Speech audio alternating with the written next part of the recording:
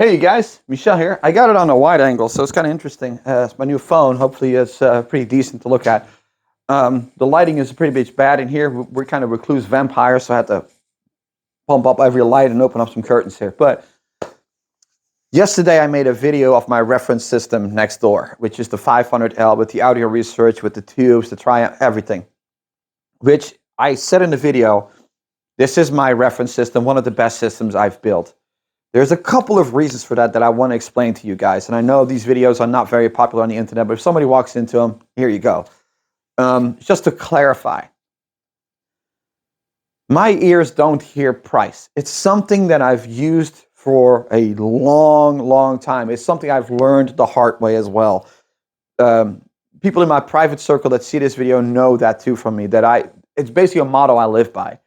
Because something is this stature and has this legacy, and it looks like this, that does not mean that it's not compromised. The compromise here is where this system is located. It has nothing to do with the system per se. There are certain things about this system I would love to improve, but it's also a monetary thing. And also, at one point, I just gotta ease down and just accept the way things are. This here, where you're standing right now, it's a living room. This is not an audio room. And I think that's where the biggest gain is sonically for you as well. When you have a system that is located in your living room, it serves a multitude of purposes. You sit there to relax. You sit there to watch TV. TV is, to me, a thing that does not belong in hi-fi. It just doesn't belong there. Multi-channel systems, I'm not a fan. I never have been. This is a multi-channel system. I mean, we have 1, 2, 3, 4 Kappa video centers, 2 infinitesimals over there as width channels. We have the RS1 up here on the front. We have 2 Kappa 8s to sides, 2 Kappa 6.1s in the rear, and 2 subwoofers in the back. That's multi-channel, right? I'm not a fan. I don't like it. It's not my vibe. I don't listen to music in multi-channel, but why is it here? Because, like I said, it's a multitude of purposes. I have a wife. We watch movie together. Here's where we spend community time together. Friends hang out over here. We have a table over here where, drinks get spilled on and we sit here and hanging out and having our smorgasbords and enjoy company. This is a living room. This is not an audio room. And that's the main difference. This is why this system will never be my reference. My reference is a room that is built around a system, and that's where that comes in. That's why that is, for me, a better, more visceral, more tactile experience than this system. That does not take away, when you sit here and you press direct on this pre-pro, that it sounds really good. But does it sound really dedicated? No, it does not. There's plenty of things I would love to improve. A speaker like this, I would love to have a dedicated space. But unfortunately, I don't have it right now. I just don't have that type of funding. I'm a small little channel. I don't get Patreon, or I don't get, $1 from anyone who watches this stuff. I pay everything for it myself. Does not take away that maybe in the near future, when I'm a little bit better off, that I will get a dedicated space for a speaker like this.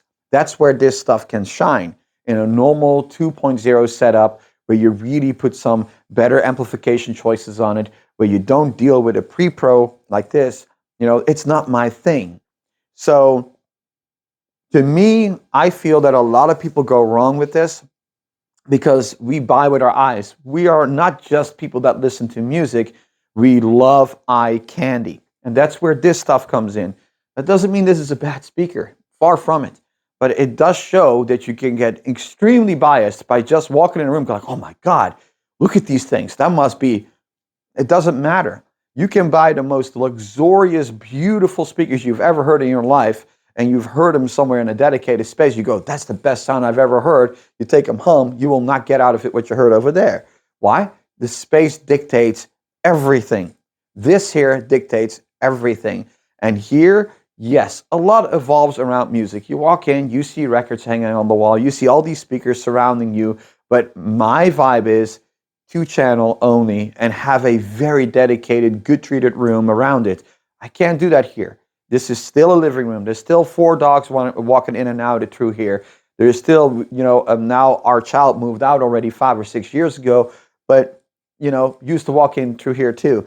We have friends hanging out. We have people hanging out. We have conversations on the couch. We watch a movie.